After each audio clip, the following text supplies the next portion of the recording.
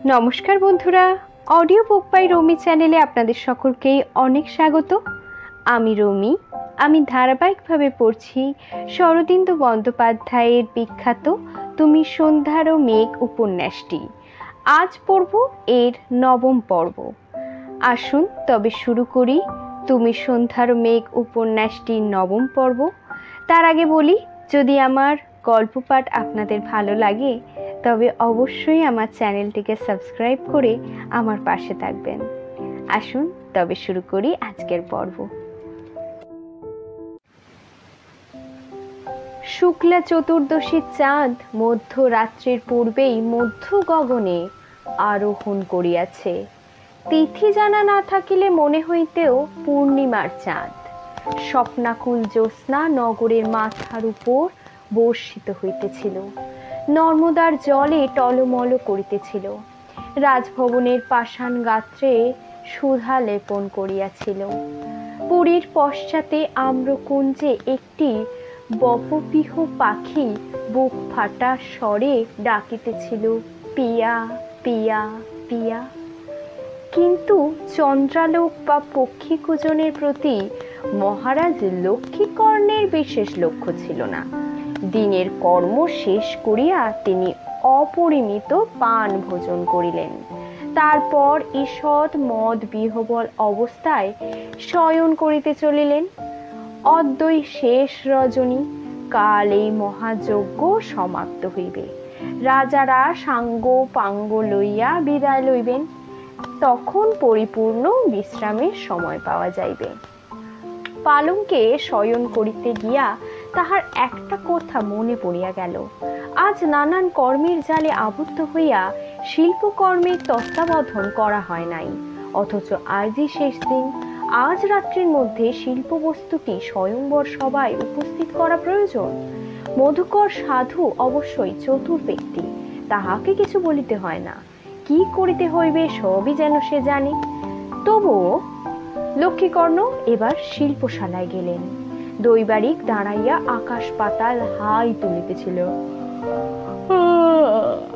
মহারাজ তাহাকে দেখিয়ে বলিল, তুই যা, এবার তোর ছুটি।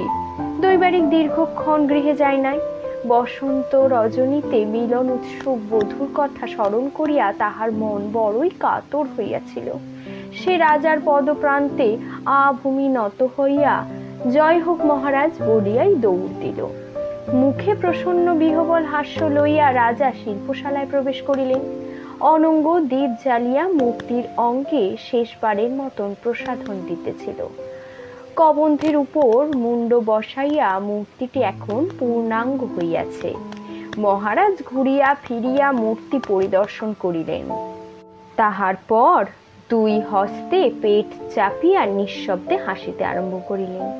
হাসি একেবারে নিঃশব্দ নয়, মাঝে মাঝে তাহার বদন গহ্বর হইতে খট্টাস হাস্যের ন্যায় বিগৃহীত শব্দ বাহির হইতে লাগিল।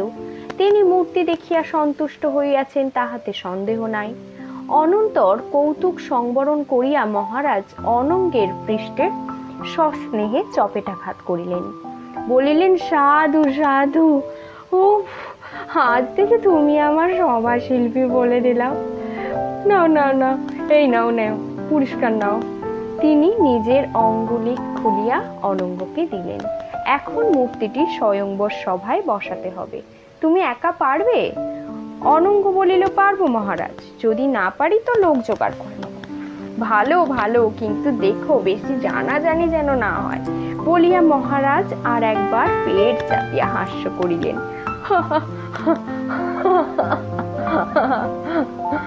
বাবা, কি বানিয়েছো? তারপর শয়ন করিতে গেলেন। স্বয়ংবরের সমস্ত আয়োজন সম্পূর্ণ হইয়াছে। অনঙ্গ 2 দণ্ড অপেক্ষা করিল। তারপর প্রদীপ ঘরের কোণে সরাইয়া রাখিয়া বাহির হইল। রাজভবনে জ্যোৎস্না প্লাবিত পুরো প্রাঙ্গণ এখন শূন্য। নবগঠিত স্বয়ংবর সভা বিস্তীর্ণ, মাঝখানে বিপুল আয়তন শুভ্র বুদ্ধদের ন্যায় শোভা পাইয়াছে। সেখানে লোকজন নাই, কিন্তু তরুণের প্রতিহার ভূমিতে প্রহরী আছে। অনঙ্গ সেখানে উপস্থিত হইলে একজন প্রহরী জিজ্ঞাসা করিল, কে তুমি, কোথা যাও?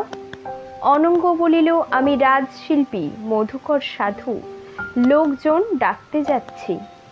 এত রাত্রে? হ্যাঁ, রাজার আদেশ। রাজার আদেশ? হ্যাঁ, এই দেখো রাজার অঙ্গুরীয়। অঙ্গুরীয় দেখিয়া প্রহরী বলিল, রাজশিল্পী মহাশয়, আপনি যথা ইচ্ছে যেতে পারেন। কখন ফিরবেন? লোক পেলেই ফিরব, 2-3 দণ্ড লাগবে। চন্দ্রালোকে অনঙ্গ নগরের দিকে চলিল। নগর নিদ্রালু, পথ জনবিরল। চতুষ্পথের উপর জ্যোতিষচার্য রন্তিদেবের গৃহে দ্বীপ নির্মাণ হইয়াছে। অনঙ্গ দ্বারে করাঘাত করিল। বিগ্রহপাল জাগিয়াছিল। তিনি জানিতেন রাত্রে কোন সময় অনঙ্গ আসিবে। 2 বন্ধু কণ্ঠলগ্ন হইলেন। রন্তিদেবও বোধ করি নিদ্রা যান নাই, তিনিও আসিয়া জুটিলেন। অন্ধকার কক্ষে চুপি চুপি কথা হইল। বিগ্রহপাল প্রস্তুত হইলেন। অসময়ে কিছু খাদ্য পানীয় গলদকরণ করিলেন। পেটরা হইতে অগ্নিকন্দুক বাহির করিয়া কবচের ন্যায় বক্ষে ঝুলাইয়া লইলেন। তারপর 2 বন্ধু রন্তিদেবের পদবন্দনা করিলেন। তারপর এই যাত্রা আর সাক্ষাৎ হইবে না। রন্তিদেব আশীর্বাদ করিলেন, সর্বস্তরৌতু দুর্গাণী, আমি সভায় উপস্থিত থাকব। রন্তিদেবের গৃহ হইতে নিষ্ক্রান্ত হইয়া 2 জনে রাজভবনে ফিরিয়া চলিলেন। নগর এতক্ষণে নিশুতি হইয়া গিয়াছে, চাঁদ পশ্চিমে ঢলিয়া পড়িয়াছে। 2 জনের পদশব্দ শূন্য পথে ধ্বনি হইতে লাগিল। রাজভবনের তরুণ দ্বারে প্রহরীরা ঝিমাইতেছিল। অনঙ্গ তাহার সাথীর আগমনে চক্ষু তুলিয়া চাহিল। অনঙ্গকে চিনিতে পারিয়া নীরবে পথ ছাড়িয়া দিল। 2 জনে প্রথমে শিল্পশালায় গেল। সেখান হইতে মূর্তি বহন করিয়া স্বয়ংবর সভায় প্রবেশ করিলেন। কাক কোকিল ডাকার সঙ্গে সঙ্গে রাজপুরী জাগিয়া উঠিল। চারিদিকে হই হই হট্টগোল ছুটোছুটি আরম্ভ হইয়া গেল। যৌবনশ্রী, কাল, বীরশ্রী ও বান্ধুলির সহিত অনেক রাজ পর্যন্ত বসিয়া বসিয়া জল্পনা কল্পনা করিয়াছিল। তারপর বীরশ্রী নিজ কক্ষে শয়ন করতে গিয়াছিল। যৌবনশ্রীও শয়ন করিয়াছিল। বান্ধবী তাহার পায়ের কাছে শুইয়া ঘুমাইয়াছিল। প্রভাত হইতেই বীরশ্রী একদল সখী সঙ্গী লইয়া উপস্থিত হইলেন। বীরশ্রী হাসি মুখে ডাকিলেন, ওর যৌবনশ্রী, বিয়ের দিন অত ঘুমাতে নেই। গ্রহাচার্য বলিয়াছেন, সূর্যোদয়ের 7.5 দণ্ড পরেই শুভ কর্মের লগ্ন। সখীরা কলধ্বনি করতে লাগলো, উলুধ্বনি শুরু করলো। যৌবনা শয্যা ত্যাগ করিলেন। বীরশ্রী বান্ধুলিকে বলিলেন, তুই বাড়ি যা, একেবারে সাজগোজ করে তৈরি হয়ে আসিস। ব্যবস্থা পূর্ব হইতে স্থির হইয়াছিল। বান্ধুলি চলিয়া গেল। সখীরা যৌবনশ্রীর হাত ধরিয়া স্নানাগারে লইয়া গেল। সেখানে তাহাকে পিঠিকার উপর বসাইয়া প্রথমে গোধূমর চূর্ণ ও দুধের স্বর দিয়া গাত্র মার্জন করিয়া দিল। পরে চন্দন হরিদ্রা মিশ্রিত জলে গা ধুইয়া দিল। তারপর পুষ্প সুবাসিত জলে স্নান করাইল। সঙ্গে সঙ্গে কত রঙ্গরস হাস্য পরিহাস চলিল। স্নানান্তে যৌবনশ্রী রক্ত পট্টাম্বর পরিধান করিলেন। স্নানাগার হইতেই প্রসাধন গৃহ। সেখানে থালায় সজ্জিত বহু রত্নালঙ্কার তো ছিলই, উপরন্তু স্তবকে স্তবকে নানা জাতীয় পুষ্প ছিল। অশোক বর্ণিকা, নবমল্লিকা, চম্পা, সিন্ধুবার, কুন্দ, কুসুম্ব, বহু পৌর নারী বসিয়া মালা গাঁথিতেছিল। কেহ কাঞ্চন পাত্রে পুষ্প চন্দন অগুর সাজাইতেছিল। একটি তরুণী মালিনী দুর্বাখচিত মধুক মালা রচনা করিয়াছিল। এই মালা গলায় দিয়া রাজকন্যার স্বয়ংবর আরম্ভ হইবে। বড়মাল্য প্রস্তুত হইয়াছিল। যুথি পুষ্পের ঘন সংবদ্ধ স্থূল মাল্য। ইহা একজন সখী সুবর্ণ স্থলী লইয়া কন্যার পিছে পিছে যাইবে। কন্যা তাহার নিকট হইতে মালা লইয়া ইস্পিত বরের গলায় দিবেন। যৌবনশ্রীকে প্রসাদন কক্ষে লইয়া গিয়া সখীরা তাহাকে মাঝখানে বসাইয়া সর্বাঙ্গে রত্নালঙ্কার পরাইল। কিন্তু আজ শুধু রত্নালঙ্কার নয়, পুষ্পভূষাও চাই। প্রতিটি রত্নালঙ্কারের সঙ্গে অনুরূপ পুষ্পাভরণ। সখীরা তাহার সিক্ত কেশ ধূপের ধোঁয়ায় শুকাইয়া করবী রচনা করিল। চূড়া পাশে কুরুবকের গুচ্ছ আরোপ করিল, কর্ণে দিল যুবাঙ্কুরের অবতংশ, চক্ষে কাজল, ললাট ঘিরিয়া গণ্ড পর্যন্ত শ্বেত চন্দনের তিলক, কণ্ঠে মুক্তাহারের সঙ্গে দুর্বা মধুকের মালা, বাহুতে মাণিক্যের সহিত চম্পার কেউর, প্রকোষ্ঠে ব্রজ্রমণির কঙ্কণের সহিত জড়িত কুন্দকলির মণিবন্ধন, কোটিতে হিরণ্ময় চন্দ্রহারের সমান্তরালে অশোক পুষ্পের রসনা। কেবল চরণে ফুলের অলঙ্কার নাই, অলক্ত রাগের উপর সোনার গুঞ্জরী নূপুর। সুন্দরীর অঙ্গে ফুলের আবরণ যতই শোভাবর্ধক করুক, পায়ে সোনার মঞ্জরি না থাকিলে প্রতি পদক্ষেপে ঝঙ্কার উঠিবে কি করিয়া। প্রসাদন সম্পূর্ণ হইলে যৌবনশ্রী সোনার বাণ হাতে লইয়া দাঁড়াইল, যেন পূর্ব গমনে অরুণোদয় হইল। সখিয়া ঘিরিয়া ঘিরিয়া উলুধ্বনি দিল, শঙ্খ বাজাইল। হঠাৎ অপ্রত্যাশিতভাবে মহারাজ লক্ষ্মীকর্ণ কক্ষে প্রবেশ করিলেন। মুহূর্ত মধ্যে কলকলাহল শান্ত হইল। তিনি একবার কক্ষের চতুর্দিকে দৃষ্টি ফেলাইলেন, তারপর ইঙ্গিতপূর্ণ হস্ত সঞ্চালন করিলেন। ইন্দ্রজালের ন্যায় কক্ষ শূন্য হইয়া গেল, কেবল যৌবনশ্রী রহিলেন। শালাঙ্কারা কন্যাকে দেখিয়া লক্ষ্মীকর্ণের হৃদয় গর্বে ভরিয়া উঠিল। হ্যাঁ, স্বয়ং গড় দিবার মতোই কন্যা বটে, রাজাগুলার মুন্ড ঘুরিয়া যাইবে। তিনি কন্যার কাছে আসিয়া দাঁড়াইলেন। যৌবনশ্রী নতজানু হইয়া পিতাকে প্রণাম করিলেন। যৌবনশ্রীর মস্তক আঘ্রাণ করিয়া লক্ষ্মীকর্ণ বলিলেন, চিরায়ুষ্মতি ভব। আজ তোমাকে দেখে তোমার মায়ের কথা মনে পড়ছে। তিনিও একদিন এমনি বেশে সজ্জিত হয়ে চেদি রাজ্যে এসেছিলেন। যৌবনশ্রী নত নেত্রেই রহিলেন, তাহার ঠোঁট দুটি একটু কাঁপিয়াই উঠিল। লক্ষ্মীকর্ণ তখন বলিলেন, কন্যা, আজ তোমার জীবনের এক সন্ধিক্ষণ। অনেক পাণিপ্রার্থীর মধ্যে একজন যোগ্য পাত্রকেই বেছে নিতে হবে। কিন্তু তুমি বালিকা, জীবনের কোনো অভিজ্ঞতাইতে তোমার নাই, তাই আমাকে কর্তব্য তোমাকে পরিচালনা করা। যে রাজারা স্বয়ংবরে এসেছেন তাদের সকলকেই আমি চিনি। তাদের মধ্যে তোমার প্রাণী গ্রহণের যোগ্য যদি কেউ থেকে থাকে, সে হলো কর্ণাটকের যুবরাজ বিক্রমাদিত্য। তার মতন শক্তিধর যুবরাজ ভারতবর্ষে আর নেই। তিনি বয়সে প্রবীণ, চঞ্চলমতি যুবক নন। তার গলায় বড়মাল্য দিলেই তুমি সুখী হবে। যৌবনশ্রী এবারও নত নেত্রে রহিলেন। লক্ষ্মীকর্ণ পুনশ্চ বলিলেন, রূপবান রাজপুত্র পৃথিবীতে অনেক আছে, কিন্তু তাহা মাকাল ফল। তাহাদের চাকচিক্য ছলা কলায় ভুলো না। লগ্নের আরো 2 দণ্ড বাকি আছে। আমি সভায় চললাম রাজাদের অভ্যর্থনা করতে। তুমি যথাসময়ে সভায় যাবে। আমার কথা মনে থাকবে তো? কর্ণাটকের যুবরাজ বিক্রমাদিত্য।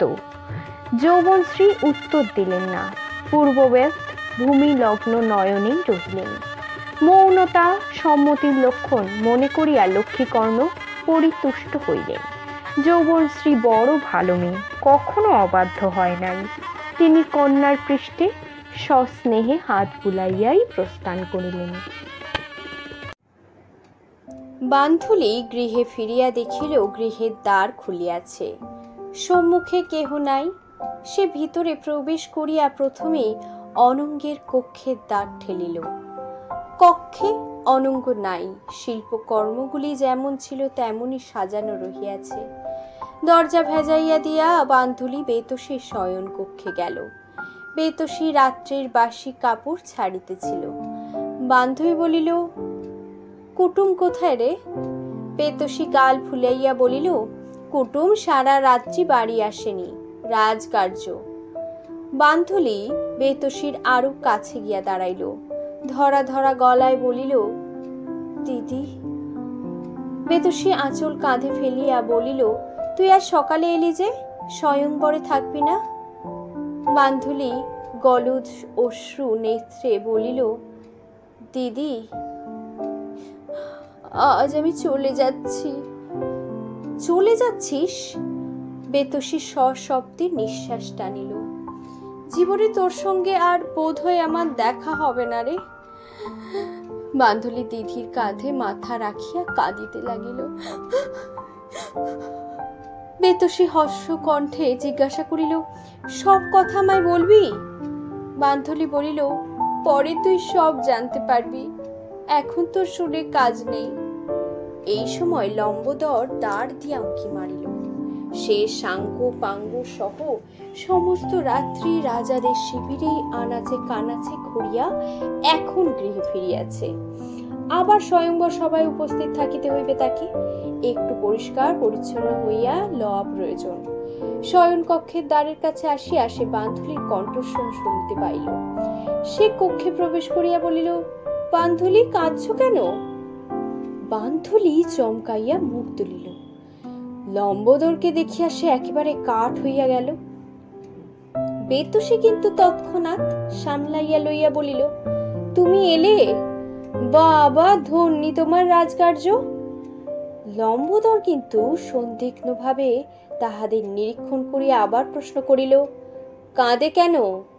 আমি মেরেছি। বেতসী হাসিয়া উঠিল। পরক্ষণেই কণ্ঠস্বর গাড়ি করিয়া বলিল, কাঁদবে না? আজ ওর প্রিয় সখীর স্বয়ংবর, কাল তিনি স্বামীর ঘরে চলে যাবেন, ইহজন্মে হয়তো আর দেখাই হবে না, তাই কাঁদছে। কথাটা এমন কিছু অবিশ্বাস্য নয়, কিন্তু লম্বোদরের মনে প্রত্যয় জন্মিল না। ভিতরে ভিতরে কি যেন একটা ঘটিতেছে, একটা পারিবারিক ষড়যন্ত্র অলক্ষিতেই ঘরের কোণে জান বুনিতেছে। লম্বোদরের মন স্বভাবতই রহস্যভেদী, যেখানে অন্ধকার সেখানেই তার মন উকিঝুঁকি মারে। কিন্তু এখন এদিকে দৃষ্টি দেওয়ার অবসর তার নেই, পরে ইহার নিবারণ তিনি করিবেন। লম্বোদর উত্তরীয় ও পাক খুলিয়া বেশ পরিবর্তনের উপক্রম করিল। বান্ধলি তাহাকে পাশ কাটাইয়া নিজের ঘরে চলিয়া গেল। লম্বোদর বেশিক্ষণ রহিল না, বেশ পরিবর্তন করিয়া কিছু জল পান মুখে দিয়া বাহির হইয়া গেল। কেবল যাইবার পূর্বে বেতসীকে একটা প্রশ্ন করিল, অতিথি এসেছিল? বেতসী বলিল, কই না তো। বান্ধলি নিজের ঘরে গিয়ে তাড়াতাড়ি সাজসজ্জা করিল। দৃষ্টি আকর্ষণ করে এমন কিছু করিল না। সাধারণত মেঘডম্বর শাড়ি, বাসন্তী রঙের কাচুলি, সোনার চিকমিলিকা, কানে সোনার দুল, পায়ের নুপুর ও খুলিয়া ফেলিল। আর যে দুই চারিটি সোনার অলংকার ছিল তাহা করপটে বাঁধিয়া কোমরে গুজিয়া লইল। ঘরের বাহিরে আসিয়া সে দেয়ালে মাথা ঠেকাইয়া গৃহদেবতাকে প্রণাম করিল। তারপর দিদির গলা ধরিয়া আরো একবার কাঁদিল। তারপর রাজপুরীতে ফিরিয়া চলিল। স্বয়ংবর সভায় রাজারা আসিতে আরম্ভ করিয়াছেন। সভার প্রধান দ্বারে মহারাজ লক্ষ্মীকর্ণ জামাতা জাত বর্মা এবং অন্যান্য পারিষদ বর্গকে লইয়া বিরাজ করিতেছেন। মাল্য চন্দনের থালা হাতে বহু কিঙ্করী উপস্থিত আছে। প্রত্যেক রাজার আগমনের সঙ্গে তরুণ দ্বারে গিরি গিরি শব্দে ধুন্দুবি বাজিতেছে।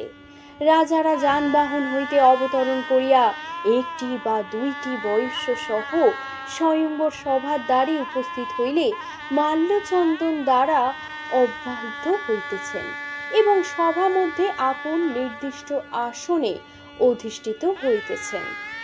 এইখানে স্বয়ংবর সভার একটি সংক্ষিপ্ত বর্ণনা অপ্রাসঙ্গিক হইবে না। কিন্তু সভা মণ্ডপের গঠন অনেকটা মৎস্যাকৃতি, দুই প্রান্তে দুইটি প্রধান প্রবেশদ্বার, তাছাড়া আরো কয়েকটি ছোট ছোট দ্বার আছে।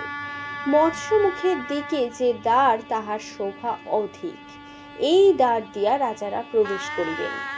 লেজের দিকে দ্বারটি অপেক্ষাকৃত সাদা মাটা। এই পথে গণ্যমান্য নাগরিকেরা আসিয়া সভারূঢ় হইবেন।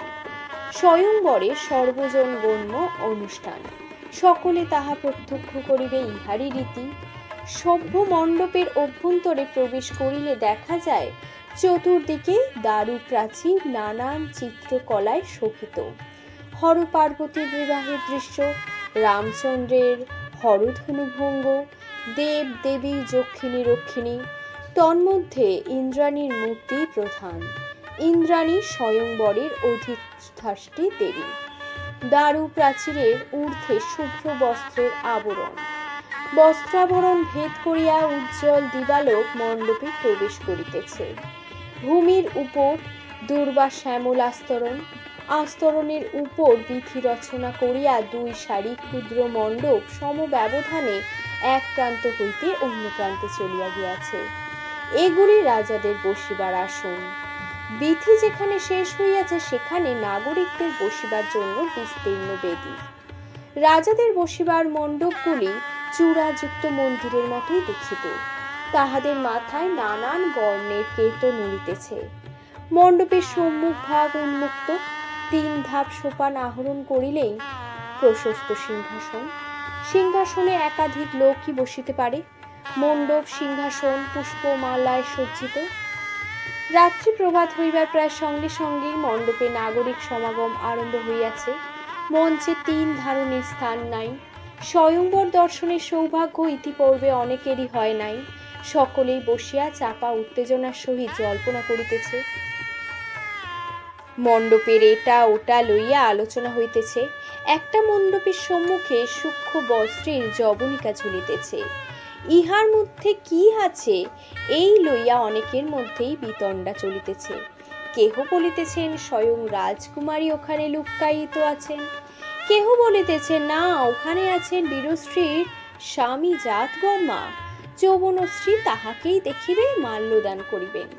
কিন্তু কাহারও অনুমান সন্তোষজনক হইতেছে না। নাগরিকদের মঞ্চের এক পাশে প্রবেশ পথের নিকটে লম্বোদর আসিয়া বসিয়াছে এবং নাগরিকদের কথাবার্তা শুনিতেছে। তাহার দলের অন্য চরেরাও নাগরিকদের মধ্যে ইতস্তত বসিয়া আছে। আজ স্বয়ংবর সভার অভ্যন্তর ভাগে দৃষ্টি রাখা তাদেরই কাজ। লম্বোদরের চক্ষু কর্ণ যদি স্বয়ংবর সভার পরিধির মধ্যে আবদ্ধ না থাকিয়া সবার পশ্চাৎ ভাগে সঞ্চারিত হইত, তাহা হইলে সে বিশেষ বিচলিত হইত সন্দেহ নাই। মণ্ডপের পিছন দিকে একটি নিভৃত স্থানে অনঙ্গ দাঁড়াইয়াছিল। তাহার 2 পাশে 2টি ঘোড়া, রোহিতাশ্ব ও দিব্যজ্যোতি। অদূরে একটি লতাকুঞ্জের আড়ালে দাঁড়াইয়া বান্ধুলি সংকেত ধ্বনির অপেক্ষা করিতেছিল। পুরঙ্গনা হইতে বাহির হইবার এই দিকে একটি স্বতন্ত্র দ্বার আছে, ভৃত্যদের যাতায়াতের পথ। ওদিকে সবার সম্মুখ দিকে গিরি গিরি দুন্দুবি বাজিতেছে। রাজারা একে একে আসিয়া স্বয়ংবর সভায় নির্দিষ্ট মণ্ডপে বসিতেছে। সকলের দেহেই বিচিত্র সজ্জা, অঙ্গদ কুণ্ডল, কেউর কাঞ্চি, মুক্তাহার। সেকালে পুরুষ এবং স্ত্রীলোকের বেশভূষণের বিশেষ পার্থক্য ছিল না। অবশ্য রাজারা সভাহরণের কালে কটিতে তরবারি ধারণ করিতেন। যা হোক, রাজারা নিজ নিজ মণ্ডপে বসিয়া তাম্বুল চর্বণ করিতে করিতে বয়স্যের সঙ্গে মৃদু কণ্ঠে রসালাপ করিতে লাগিলেন। ক্রমে মণ্ডপগুলি পূর্ণ হইয়া উঠিল।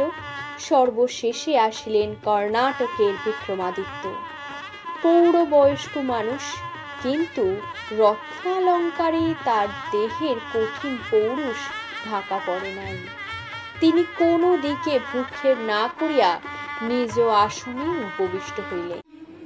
অতঃপর লগ্নকাল উপস্থিত হইলে স্বয়ংবর কন্যার চতুর্দোলা সভার দ্বারে উপস্থিত হইল।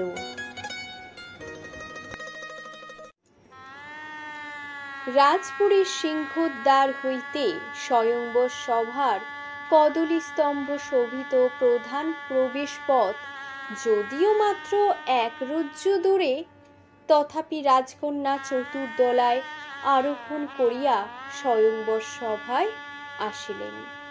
যাহা চিরাচরিত রীতি তাহা পালন করিতেই হইবে। একদল সখী চতুর্দোলার অগ্রে ও পশ্চাতে লাজাঞ্জলি বর্ষণ করিতে করিতে আসিল। শঙ্খধ্বনি ও উলুধ্বনিতে আকাশ বাতাস পূর্ণ হইল। রাজকুমারী সভার দ্বারে চতুর্দোলা হইতে অবতরণ করিলেন।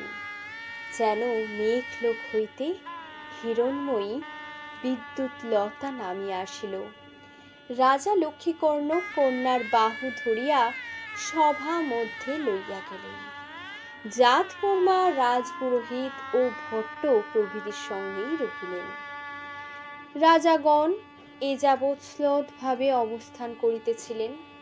যৌবনশ্রীর আবির্ভাবে যা বদ্ধ ধনুর ন্যায় টান হইয়া বসিলেন। তাহাদের স্নায়ুর তন্তু যেন টঙ্কার দিয়া উঠিল। তাহাদের সম্মিলিত চক্ষু এক ঝাঁক তীরের মতন যৌবনশ্রীর উপর গিয়া পড়িল। সভার অপর প্রান্তের নাগরিক বৃন্দের মধ্যেও সাড়া পড়িয়া গিয়াছিল। তাহারা সারথ্যের মতন গলা উঁচু করিয়া এক দৃষ্টে রাজকুমারীকে নিরীক্ষণ করিতে লাগিলেন। একটি অস্ফুট হর্ষগুঞ্জন তাহাদের মধ্যে উত্থিত হইল। লক্ষ্মীকর্ণ এতক্ষণে কন্যাকে লইয়া রাজমণ্ডপ শ্রেণীর পুরো ভাগে আসিয়া দাঁড়াইয়াছেন। তিনি পুরোহিতদিগকে ইঙ্গিত করিলেন। পুরোহিত সম্মুখে আসিয়া গম্ভীর কণ্ঠে মন্ত্র উচ্চারণ পূর্বক স্তুতি সূচনা করিলেন। তারপর রাজার ইঙ্গিতে সম্মুখে আসিলেন ভট্ট। সে সময় প্রত্যেক রাজার একজন করিয়া ভাট থাকিত। ভাটেরা ছিল রাজাদের বাক প্রভৃত। শতসী বা পটুতা সকল রাজার ছিল না। ভাটেরা রাজার বক্তব্য নিপুণভাবে প্রকাশ করিত। লক্ষ্মীকর্ণের ভাট একজন সৌম্যকান্তি প্রৌঢ় ব্রাহ্মণ। মুণ্ডিত শীর্ষে সুস্পুষ্ট শিখা, স্কন্ধে উপবিত, অধরে একটু সরল হাস্য। ভাট মহাশয় প্রথমে রাজাদের সম্বোধন করিয়া রাজকুমারীর পরিচয় দিলেন। তাদের বংশ গরিমা কীর্তন করিলেন। তারপর রাজকুমারীকে সম্বোধন করিয়া একে একে রাজাদের পরিচয় দিলেন। পরিশেষে মুখে একটু চাটুল ভঙ্গি করিয়া বলিলেন, রাজনন্দিনী, সকল রাজা ও রাজপুত্রের গৌরব গরিমার কথা তোমাকে শুনিয়াছি। কেবল একটি রাজপুত্রের কথা এখনো বলা হয়নি। ওই যে আবরণের অন্তরালে মণ্ডপটি প্রচ্ছন্ন রহিয়াছে, ওতেই বিরাজ করছেন মগধের যুবরাজ পরম শ্রীমন্ত বিগ্রহপাল। যৌবনশ্রী অবিচলিত মুখে নির্দিষ্ট মণ্ডপের দিকে চাহিলেন। রাজারা একসঙ্গে সেই দিকে ঘাড় ফিরাইলেন। মণ্ডপের আবরণ ধীরে ধীরে সরিয়া যাইতেছে। রাজারা দেখিলেন মণ্ডপের মধ্যে বসিয়াছে এক নরাকৃতি মর্কট মূর্তি। তাহার সর্বাঙ্গ দীর্ঘ কপিশ লোমে আবৃত, কিন্তু মুখখানা সম্পূর্ণ বানর আকৃতি নয়। যাহারা বিগ্রহ পালকে পূর্বে দেখিয়াছেন তাহাদের চিনিতে কষ্ট হইল না। মূর্তির মুখের সহিত মগধের যুবরাজের যথেষ্ট সাদৃশ্য আছে। রাজারা এই উপাদেয় রসিকতা প্রাণ ভরিয়া উপভোগ করিলেন। কর্ণাটকের বিক্রমাদিত্যের কঠোর অধরে একটু বক্র হাসি দেখা দিল। অন্য সকলে অট্টহাস্য করিয়া আকাশ বিদীর্ণ করিলেন। অতঃপর রাজকীয় হর্ষ উল্লাস প্রশমিত হইলে সভার মূল ক্রিয়া এবার আরম্ভ হইল। রাজকন্যা পতিবরণে অগ্রসর হইলেন। আগে আগে চলিলেন ভট্ট, তাহার পিছনে যৌবনশ্রী। যৌবনশ্রীর পশ্চাতে হেমস্থলিতে বনমাল্য লইয়া এক সখী, তারপর নানা উপচার বহন করিয়া অন্যান্য সখীরা। মহাকবি কালিদাস রঘুবংশের ৬ষ্ঠ স্বর্গে স্বয়ংবরের যে বর্ণনা রাখিয়া গিয়াছেন, তাহার পর স্বয়ংবরের বর্ণনা লিখিতে যাওয়া ঘোরতর ধৃষ্টতা।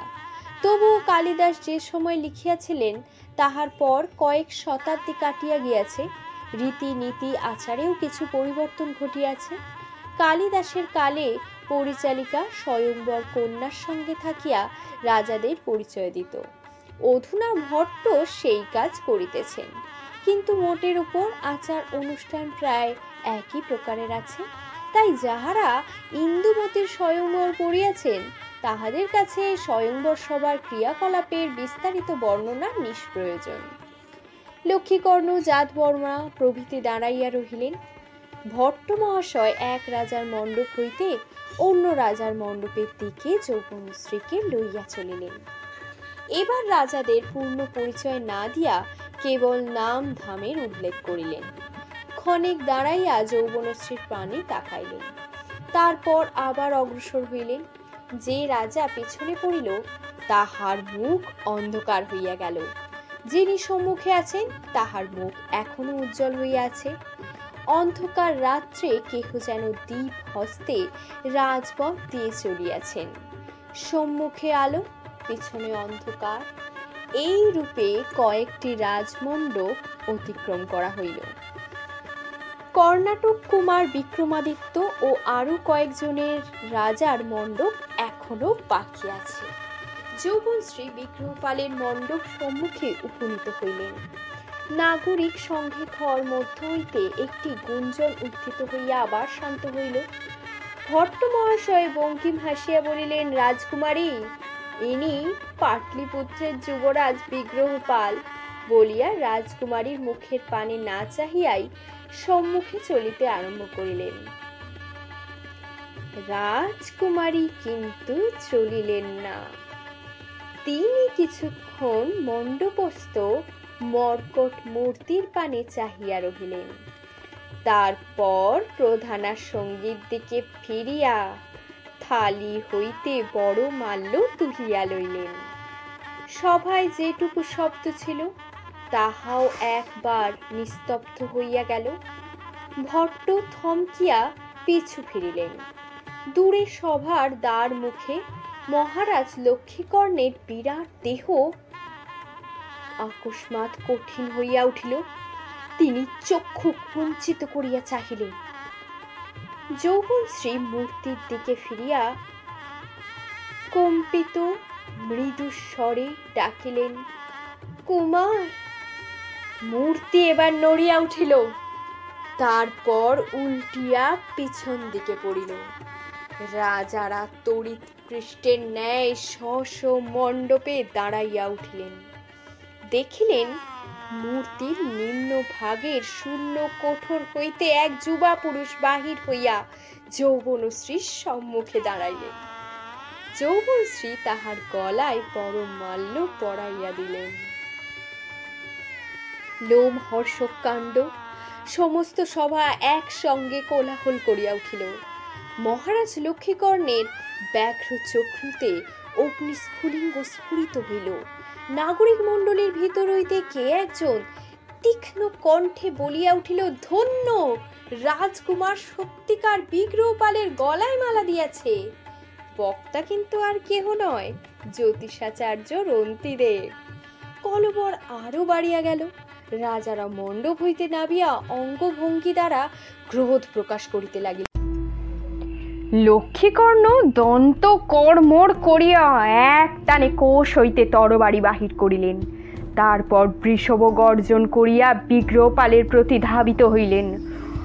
আজ আর কাহারও নিস্তার নাই। ওই অধম তস্কর পুত্রটাকে তিনি বধ তো করিবেনই, কুল কজ্জল কন্যাটিকেও কাটিয়া ফেলিবেন। লক্ষ্মীকর্ণকে কিন্তু অধিক দূর অগ্রসর হইতে হইল না। যৌবনশ্রী পিতাকে ছুটিয়া আসিতে দেখিয়া বিগ্রহপালের বুকের কাছে সরিয়া দাঁড়াইয়াছিল। বিগ্রহপাল মনস্থ করিয়াই ছিলেন। মূর্তির তলদেশে বসিয়া বসিয়া তিনি চিন্তা করিবার প্রচুর অবসর পাইয়াছিলেন। ব্রহ্মাস্ত্র প্রয়োগ করিবার পূর্বে তিনি মহারাজ লক্ষ্মীকর্ণ ও সভাস্থ রাজবৃন্দকে সম্বোধন করিয়া একটা নাতি দীর্ঘ ভাষণ দিবেন। বলিবেন, হে আর্যগণ, রাজকুমারী যৌবনশ্রী আর্য রীতি অনুসারে আমার কণ্ঠে বড়মাল্য দিয়াছে, সুতরাং আপনাদের রুষ্ট হওয়া উচিত নয়। রাজকুমারী যদি মর্কটের গলায় মালা দিতেন তাহাও আর্য রীতি অনুযায়ী সিদ্ধ হইত। আপনারা আমাদের আশীর্বাদ করুন এবং আনন্দিত মনে নিজ নিজ রাজ্যে প্রত্যাবর্তন করুন। কিন্তু মহারাজ লক্ষ্মীকর্ণ তরবারি উচাইয়া ছুটিয়া আসিতেছেন, রাজারাও লোচন ঘূর্ণন করিতেছে। এখন বক্তৃতা চলিবে না, বক্তৃতা শেষ হইবার পূর্বেই মস্তক স্কন্ধচ্যুত হইবে।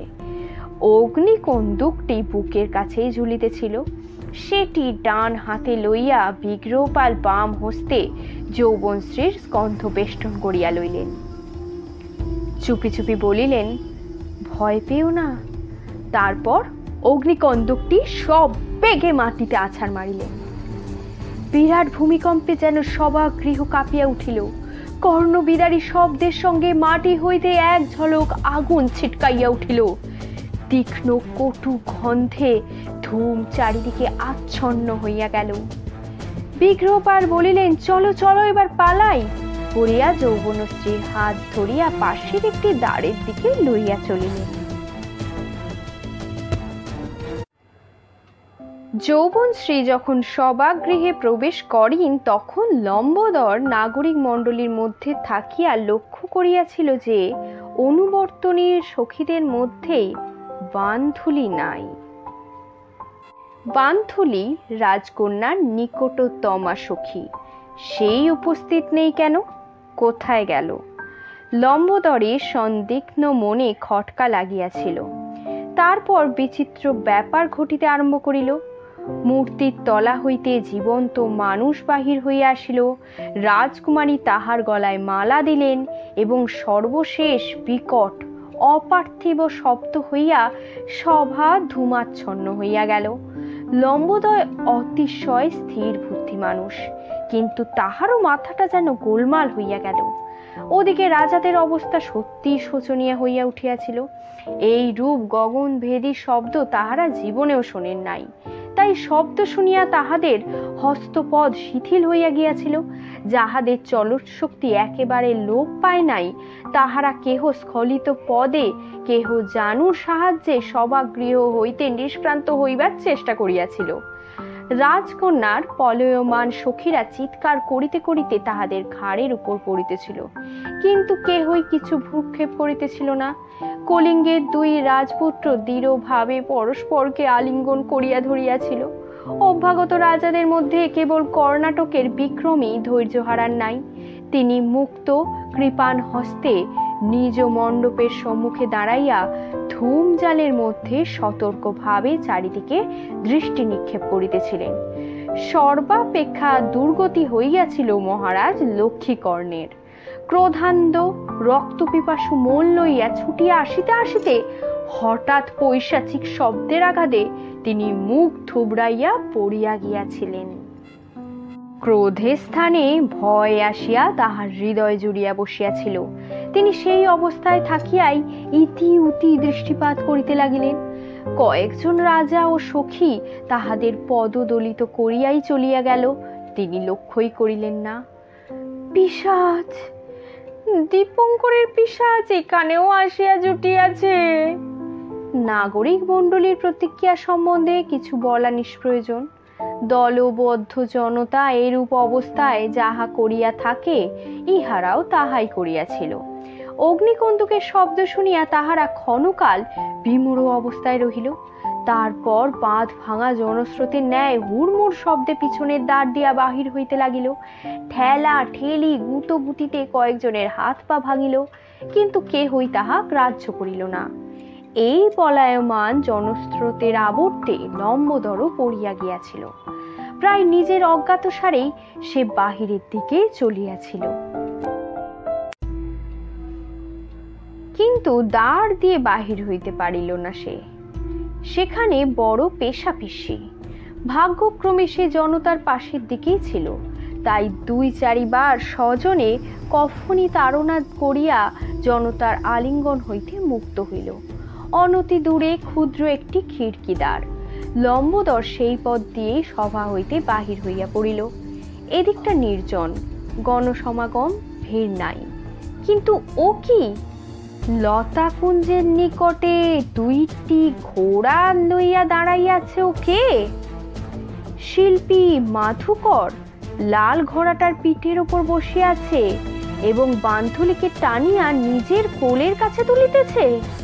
বান্ধুলি তিলমাত্র আপত্তিও করিতেছে না, বরং সেও ঘোড়ায় চড়িবার জন্য বিশেষ আগ্রহশীলা। পাগলের মতন চিৎকার করিয়া লম্বোদর সেই দিকে ছুটিল। তাহার চিৎকারে অনঙ্গ ও বান্ধুলি দুইজনে ঘাড় ফিরাইয়া দেখিল, ইত্য অবসরে বান্ধুলি ঘোড়ার পিঠে উঠিয়াও বসিয়াছে। সে অনঙ্গের গলা জড়িয়া ধরিল। অনঙ্গ ঘোড়ার নিতম্বে কষাঘাত করিল। ঘোড়াটা হরিণের মতন লাফ দিয়া নিমেষের মধ্যে অন্তর্হিত হইল। লম্বোদর দাঁড়াইয়াই পড়িল। ঘোড়ার পিছনে ছুটিয়া সে পলাতককে ধরিতে পারিবে না, এ জ্ঞান তাহার ছিল। সে বিমূঢ় চক্ষু ফিরিয়া দ্বিতীয় ঘোড়াটার দিকেই চাহিল। শ্বেত বর্ণ অশ্ব পাথরের মতোই দাঁড়াইয়াছে। কাহার ঘোড়া ও? ওখানে দাঁড়াইয়া আছে কেন? যাহাই ঘোড়া হোক, ইহার পিঠে চড়িয়া পলাতককে তাড়া করিতে ধরা চলিবে কিনা ভাবিতেছিল। ধরিলে আটকাইয়া রাখা যাইবে কি? পিছনে শব্দ শুনিয়া লম্বোদর চকিতে ফিরিল। স্বয়ংবর সভার পাশের একটি দ্বার দিয়া যৌবনশ্রী বাহির হইয়া আসিলেন। তাহার সঙ্গে সেই যুবক যাহার গলায় তিনি মালা দিয়াছেন। এই তো সেই বিগ্রহপাল। দুইজনে হাত ধরাধরি করিয়া পায় দৌড়াতে দৌড়াতে এই দিকেই আসিতেছেন। মুহূর্তের মধ্যে লম্বোদরের মাথাটা পরিষ্কার হইয়া গেল। বান্ধুলিকে লইয়া মাধুকর পালাইয়াছে, রাজকুমারীকে লইয়া বিগ্রহপাল পলায়ন করিতেছে, সাদা ঘোড়াটা ইহাদের জন্যই অপেক্ষা করিতেছে। ষড়যন্ত্র, চক্রান্ত। লম্বোদর আর চিন্তা করিল না। সেই মুহূর্তে ষণ্ড যেভাবে প্রতিদ্বন্দ্বীকে আক্রমণ করে, সেইভাবে বিগ্রহপাল ও যৌবনশ্রীর দিকে সে ছুটিল। তাহাদের নিকটে গিয়া সে যৌবনশ্রীর পদতলে আছড়াইয়া পড়িল। দুই বাহু দিয়া সবলে তাহার পদদ্বয় জড়াইয়া ধরিয়া রাস নন্দিত কণ্ঠে চিৎকার করিতে লাগিল, ধরো ধরো, শীঘ্র এসো, পালাচ্ছে পালাচ্ছে, ধরো। যৌবনশ্রী চলশক্তিহীন। লম্বোদর এইভাবে পা সপটাইয়া ধরিয়াছে যে নড়িবার সামর্থ্য নাই। তিনি ব্যাকুল চক্ষে বিগ্রহপালের পানে চাহিয়া রহিলেন। বিগ্রহপালের হাতে যদি তরবারি থাকিত, নিঃসন্দেহে লম্বোদরকে হত্যা করিতেন, কিন্তু তিনি নিরস্ত্র। যৌবনশ্রীর হাত ধরিয়া টানিয়া লইবার যতবারই চেষ্টা করিল, বৃথা চেষ্টা।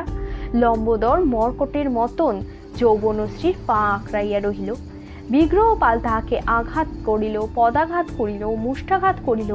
লম্বোদর তখন আরো তারস্বরে চেঁচাইতে লাগিল, বাঁচাও বাঁচাও, কে আছো, শীঘ্র এসো।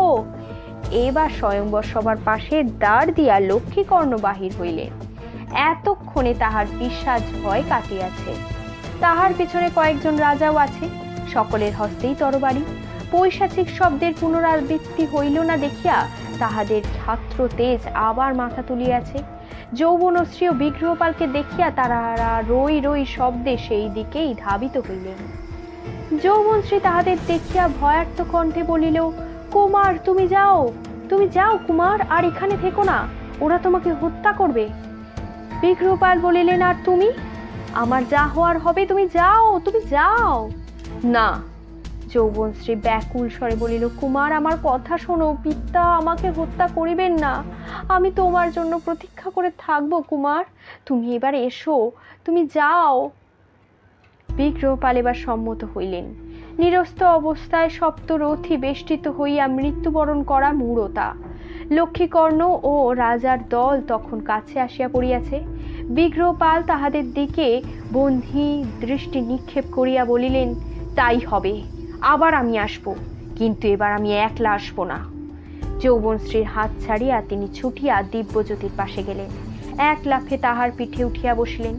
দিব্যজ্যোতি বিদ্যুৎ চমকের ন্যায় দৃষ্টি বহির্ভূত হইয়া গেল।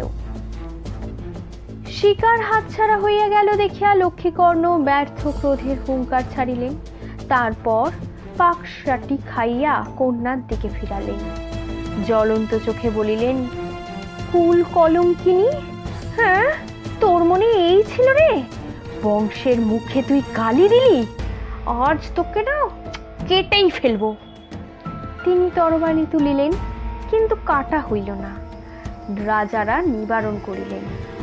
নিন্দা কলঙ্ক যাহা হইবার তাহা হইয়াছে, শুধু লক্ষ্মীকর্ণেরই নয়, নিমন্ত্রিত রাজাদেরও। নারী হত্যা করিলে তাহার মাত্র কমিবে না। যৌবনশ্রীর মুখে রাগদ্বেষ লজ্জা ভয় কিছুই না। তিনি মুকুলিতে নেত্রে দাঁড়াইয়া আছেন। লম্বোদর এতক্ষণে কর্তব্য কর্ম সুচারুরূপে সম্পন্ন করিয়া উঠিয়া দাঁড়াইল, কিন্তু তাহার পানে কেহই ফিরিয়া চাহিল না। তাহার প্রয়োজন শেষ হইয়াছে, সে অলক্ষিতে পিছনে সরিয়া গেল। অতঃপর রাজারা একজোট হইয়া লক্ষ্মীকর্ণকে এবার ভৎসনা করিলেন। তাহারা কিছু আর বলিতে বাকি রাখিলেন না। বিশেষত কর্ণাটক কুমার বিক্রমের রসনার ধার তাহার অসির ধার অপেক্ষা কোনো গুণেই কম ছিল না। তিনি বাছা বাছা কোটি বাক্য ও ধিক্কার লক্ষ্মীকর্ণের শিরে বর্ষণ করিলেন। তুমি নির্লজ্জ ও নির্বোধ, যেমন তোমার হস্তির মতন আকার তেমনি তুমি হস্তি মূর্খ। যাহার কন্যা গুপ্ত প্রেমে লিপ্ত, সে স্বয়ংবর সভা আহ্বান করে কি লজ্জায়? যে নিজের অবরোধের উপর দৃষ্টি রাখিতে পারে না, সে রাজ্য শাসন করিতে চায় কোন স্পর্ধায়? ইত্যাদি ইত্যাদি। অন্য রাজারাও সঙ্গে সঙ্গে ঘৃতাহুতি দিতে লাগিলেন।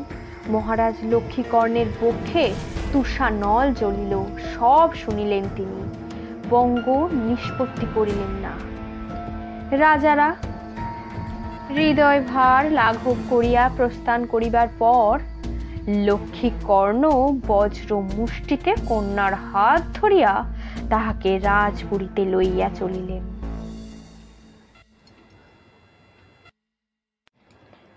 অনঙ্গ ও বান্ধুলিকে পিঠে লইয়া রোহিতাশ্ব বায়ু বেগে নগর পার হইয়া গেল। ক্ষুরধ্বনিতে সচকিত নগরের পথচারীরা অদ্ভুত দৃশ্য দেখিল। এক ঘোড়ার পিঠে যুগল মূর্তি। তাহারা নানাবিধ জল্পনা করিল। এইরূপ দৃশ্য পূর্বে নগরে দেখা যায় নাই। কালে কালে কি সব হইতেছে, কলি, ঘোর কলি। নগর অতিক্রম করিয়া রোহিতাশ্ব যখন সোনঘাটের পথ ধরিল, তখনও অনঙ্গ তাহার গতি শ্লথ করিল না। কেবল মাঝে মাঝে ঘাড় ফিরিয়া দেখিতে লাগিল বিগ্রহ যৌবনশ্রীকে লইয়া আসিতেছে কিনা। এ পর্যন্ত সমস্ত ব্যাপারই পরিকল্পিত পথে চলিয়াছে। অগ্নিকন্দুক ফাটিয়াছে। সভায় বিষম গণ্ডগোলের মধ্যে বিগ্রহ যৌবনশ্রীকে লইয়া নিশ্চয়ই পলায়ন করিতে পারিবে। কিন্তু লম্বোদরটা হঠাৎ কোথা হইতে আসিয়া জুটিল।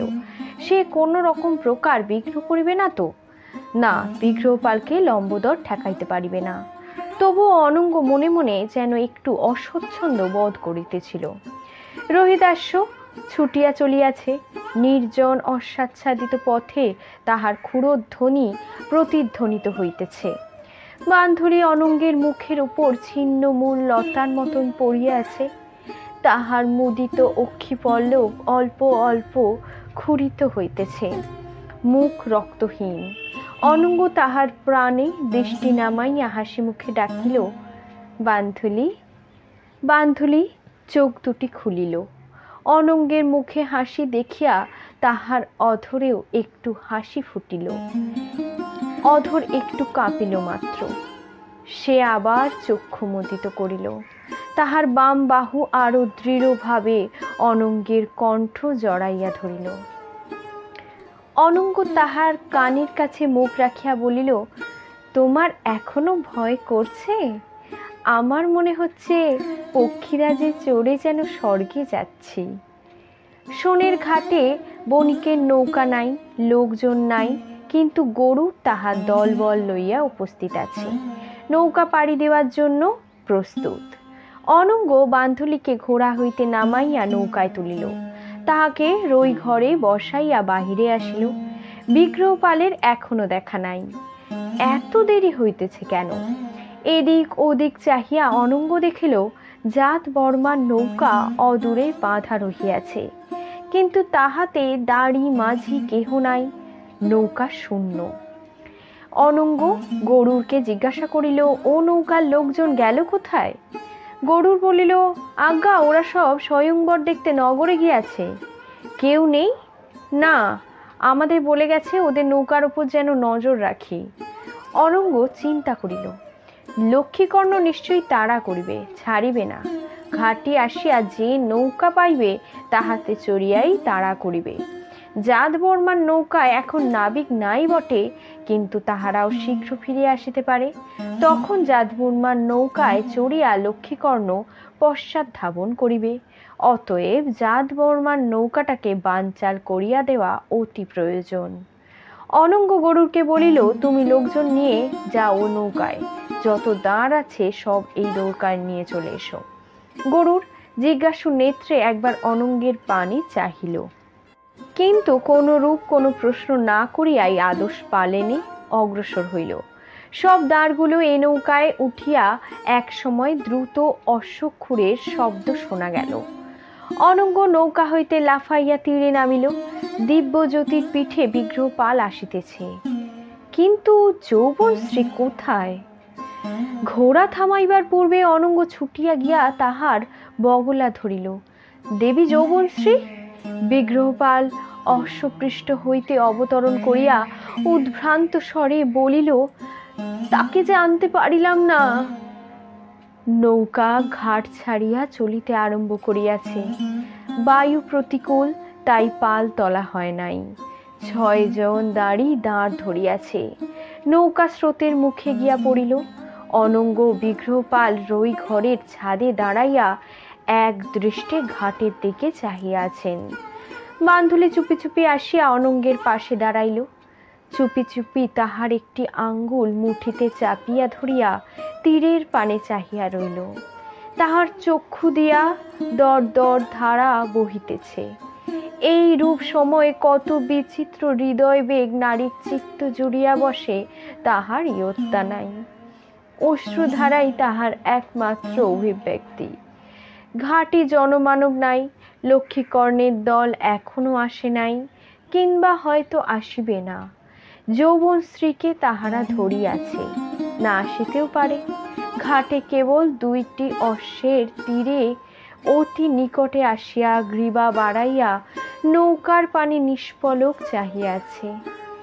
দিব্যজ্যোতি ও রোহিতাস্য, তাহারা কি বুঝিয়াছে যে তাহাদের প্রভু চলিয়া যাইতেছে, আর ফিরিবে না?